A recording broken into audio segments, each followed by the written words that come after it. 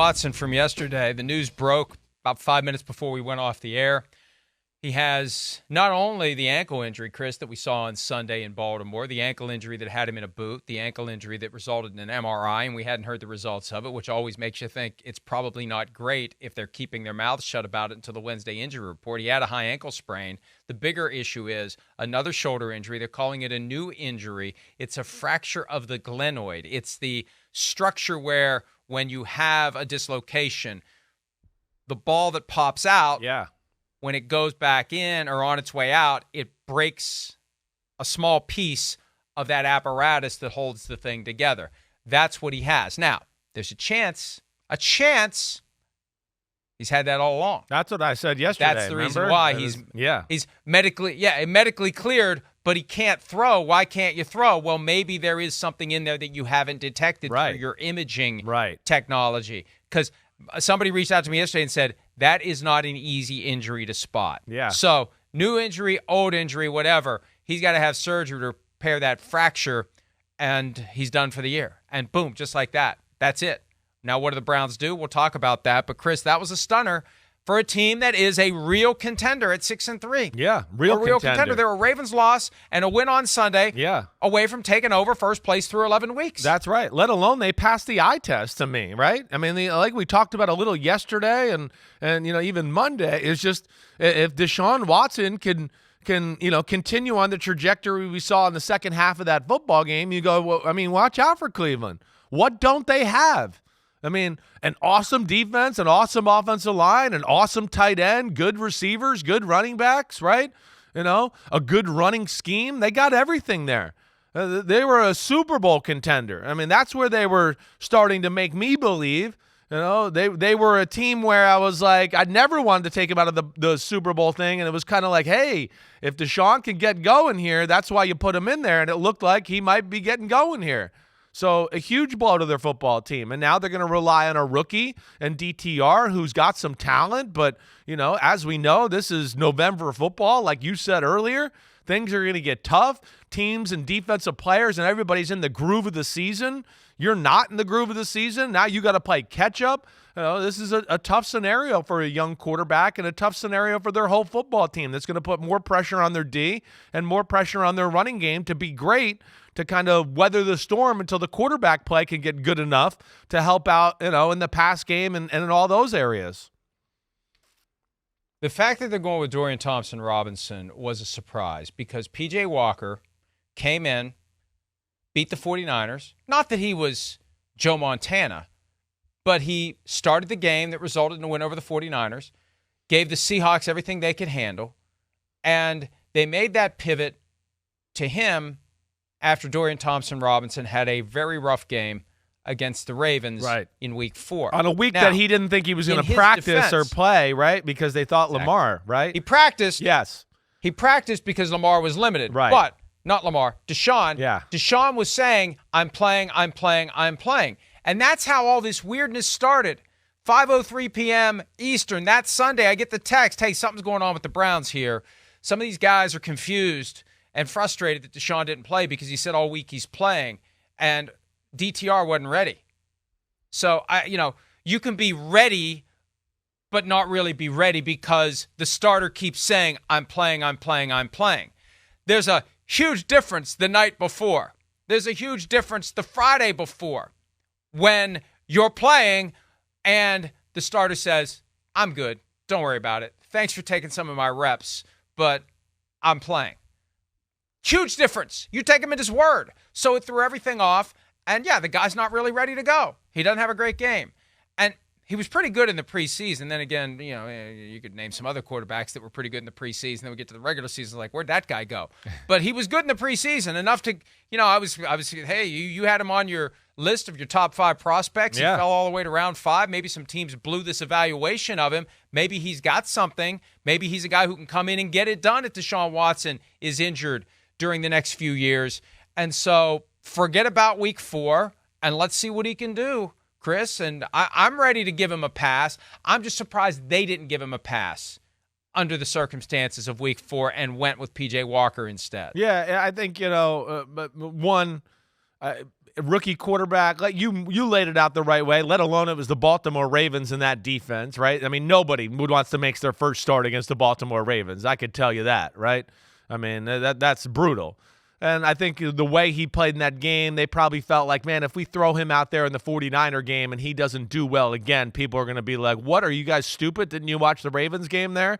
But I think where they go back to him, one, his talent is greater than P.J. Walker, right? That's the first thing I would say. It's better that way. The second thing is where P.J. Walker, and I think you look at it a little bit, and this changes the conversation of maybe why we go back to a rookie quarterback, is P.J. Walker is as careless with the football as any rookie quarterback you're going to find. I mean, you see the 5 interceptions, and there was a few others that were dropped, and then there's a few fumbles that go in each game to go along with it, right? So I think they looked at it that way, going, wait, the rookie's got more talent. We think he's got more potential, right? We played P.J. Walker because we thought he would take care of the ball better than the rookie. That's not true. And if you look back at Carolina last year, it ain't true there either. It's a lot of turnovers from P.J. Walker, so I'm guessing that's why they went with DTR. And we'll see where it goes. He doesn't need to reinvent the wheel, as we've seen here with Cleveland. They're good enough with their defense, running the ball, make 3 or 4 plays each half in the pass game just to move the sticks, get in field goal position, whatever, and Cleveland will be tough to beat. So let's see if he can do that. I certainly still give him a fighting chance here with DTR as far as playoffs and, being in that conversation. I'm not taking them out of that yet. Now, I'm taking them out of the Super Bowl conversation as we stand here right now, but their team is too good for me to take them out of the playoff conversation without seeing a little more evidence here. Well, I want to talk about their overall plans and preparation for having a quality backup in place to Deshaun Watson after we consider what Kevin Stefanski had to say yesterday when he was asked what Dorian Thompson-Robinson learned from that one start that he had 7 weeks ago. Here's Stefanski. I think with Dorian in that game, again, that was a tough spot that he was in. So I think this week, having a full week of preparation, knowing that he's going to be the starter, I think is important. Every backup will tell you, and it's the truth, they have to be ready to go after the first play, after the second play. If the starter needs a shoelace, you have to be ready to go. So he's prepared himself all season and just felt like this was the right thing for the team. Yeah, you know what? You can interpret that a bunch of different ways, but given what we've just discussed, it's hard not to listen to Kevin Stefanski and think he's kind of saying in different words what we were saying. Dorian Thompson-Robinson wasn't ready to play. He believed that Deshaun Watson was playing. And I'm not saying Deshaun Watson lied to him or sandbagged. Right, hey, let's right. sabotage this situation so they don't have some guy that comes in and plays really well and then they don't need me anymore. I'm not suggesting that. I'm just thinking Deshaun Watson's intense desire to compete and play clouded his judgment and made him think that he was playing. And so others thought he was playing. And the lesson to Dorian Thompson-Robinson is you have to always assume you're playing, even if you're not playing. And at any point during the game, you could be playing. So you always have to be ready to play, even if you're not going to play, because all it takes is one snap and you're in. So that's part of the maturation process for Dorian Thompson-Robinson. He made comments a few weeks ago to Mary Kay Cabot at the Cleveland Plain Dealer about that same idea. I'll be better prepared the next time. I'll be ready. Right. I know what I need to do. And now he gets the full week to do it. There's no doubt. There's no gray here. He's the guy. He gets a chance to go out and show that some folks were wrong for making him a 5th-round pick and passing over him in the first 4 rounds of the draft, Chris. You said it. He showed that, 5th round was probably too low just in the preseason. The fact that they kept him, right? They let go of Josh Dobbs and kept him and P.J. Walker. I think that tells you how good he was doing to give them the confidence to do that. Right? I don't think they were just like, oh, Josh Dobbs is horrible. We want him out of here. I think they were going, wait, this guy's really good. We got some hard roster decisions. We got to get rid of him. We see maybe a future for him. And to your point, too, when you know you're going to be the starter, the team knows you're going to be a starter, they can formulate around him a little bit more and be careful that way. Hey, and figure out what 3rd down plays are you really comfortable with. And there'll be more conversation and dialogue there where if you thought Deshaun Watson was starting, it was still all about him and what we think he likes during that week of preparation. So that I'm sure affected DTR as well. And then this week that won't be a problem. And hopefully they can do the right things around. The thing I give them a fighting chance for, that defense, that run game, and Cleveland, in my opinion, is one of the best screen teams in all of football. Stefanski and company got a million different screens. Wide receivers, tight ends, running backs, they do it all. And hopefully that can give them enough here with the Steelers defense that, is playing better than it was early in the year. That's for sure. They still might give up some yards, but they don't let you in the end zone very easily. So this will be a tough task for any quarterback, let alone a rookie one. A couple more things I want to get to about this. And I'll start with, and you touched on it already, they traded Josh Dobbs. They shouldn't have traded Josh Dobbs. They had a chance to bring Josh Dobbs back. Now, Dobbs told me himself after his unexpected appearance in the Falcons game after Jaron Hall suffered a concussion on the opening drive and Dobbs led the Vikings to a victory. He said that his agent told him he was getting traded to the Vikings or the Browns. I started scratching on that yesterday because I wanted to see what the Browns offered. If the Vikings got him for a 6th-round pick and they got Dobbs in a 7, where are the Browns in this? What are they offering to try to get Josh Dobbs? I was told that the Browns ultimately weren't in it. It was another team. It wasn't the Browns. So they didn't even try to bring this guy back. And when you've got the issues with Deshaun Watson, and maybe they think they have the ace up their sleeve with Dorian Thompson-Robinson, hey, if we get to the point where Deshaun can't play, we'll be fine because DTR is ready to go. They're not going to come out and tell us that. But I'm just surprised they didn't have a better plan in place. They traded Dobbs. It didn't work initially with DTR. They pivot to P.J. Walker. Walker kind of held it together. But now that Watson's out for the rest of the year, Chris, I have to wonder if they blew it as it relates to having a backup quarterback that they knew they could trust to captain a ship that is in pretty good shape beyond the quarterback position, that is good enough to win despite whoever the quarterback might be.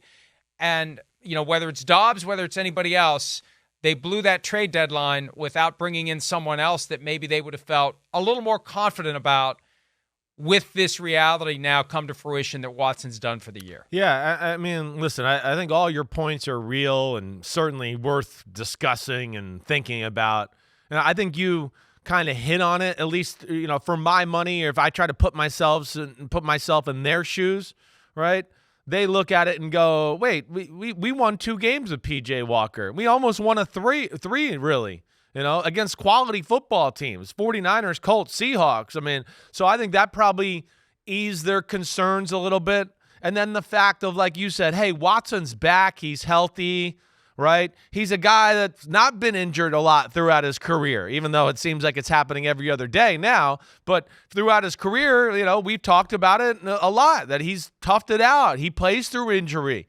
He hasn't been that guy. So I can understand them going, okay, he's back. P.J. Walker wasn't bad. We think DTR is actually really good, and we put him in a horrible situation. I can understand their logic of not going to Dobbs. I can. I think it, of course, puts a little bit more of the spotlight on it because of what Dobbs is doing in Minnesota right now and this whole fairy tale that we're watching here, right? But I don't fault them for where they're at. I don't think it's crazy. I don't look at it and go, man, how stupid they are. I can understand where this decision was made and why they did what they did. There's a deeper philosophical question here as it relates to NFL team building that I want to run by you, because I was communicating with someone about this yesterday, about why some teams don't value the backup quarterback position more and don't go out and try to upgrade when they need to. The Jets are an example of a team that continues to resist upgrading at the quarterback position pending the return of Aaron Rodgers. The Vikings immediately pivoted to Josh Dobbs, and it has worked well. My take on it is, when you have a season-ending injury to your starting quarterback, I think it's very easy to become complacent to the point of lazy with your whole next man up thing. We've got guys who know the system, who know the personnel. We know him. We trust him. We're comfortable with the guys here. If we bring in someone else, man, we're really going to have to stay late a couple of nights this week. We got to get this guy up to speed. He doesn't even know the names of the players. Never thrown to him. We got to adjust our system to him. He's got to learn our system. Man, that's just a headache I don't need. I got enough shit to worry about than trying to get some guy that has never been part of this team up to speed in 5 days. Let's just go next man up.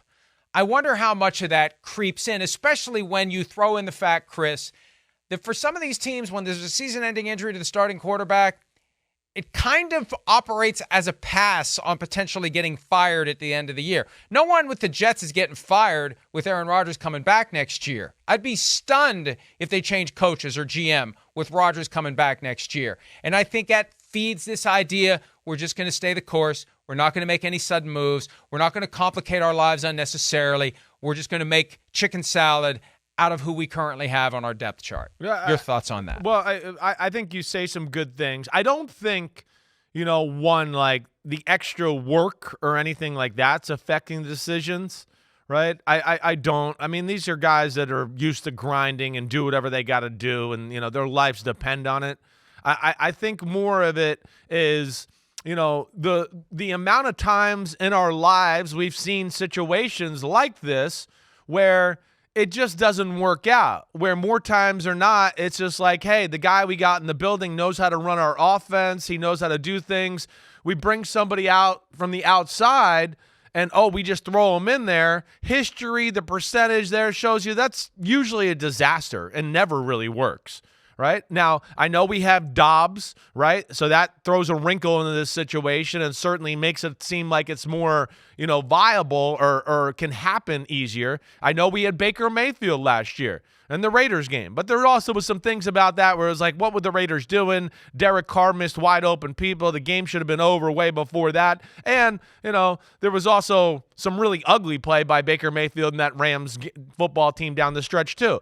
So I just think it's more about the history of that type of situation that plays into a lot of organizations' thinking as well. Now, the value of the backup quarterback, as we've discussed before, teams don't want a backup quarterback that challenges their starter. There's a lot of that goes on, right? They want their quarterback to be king. They don't want any kerfuffle or anything in the locker room to go, ooh, the backup's there. It looks like he might be better. They don't want that. Damn, he's back at it. Yeah, kerfuffle. Know it. You like that? Fathomable. Boom. Precipice. Boom. Man. Damn, my brain is firing this week. But I think, yes, they don't want that. And then I think, too, with the rules of the quarterback and protection of the quarterback, a lot of teams have looked at it like, hey, quarterbacks, it doesn't happen this year, aren't getting hurt as much. So we'll gamble on not paying $7-8 million for a good backup just because of the way the league is right now. I think there's a lot of things at play that go into this situation.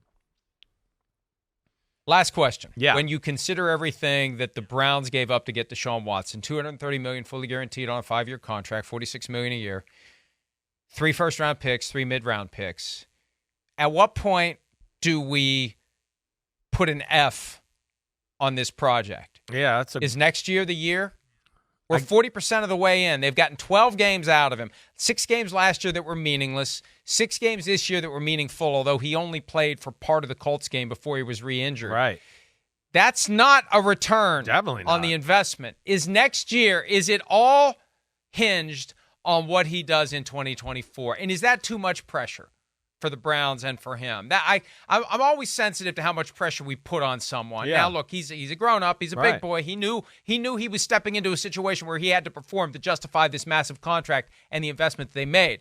But, man, ton of pressure next year on everybody to finally get something positive out of this trade. Yeah, no, I mean, tremendous pressure. I think, the next year is the make or break year of like what we're talking about. You want to give a grade. Yeah, so far right now, I mean, damn, it's not good.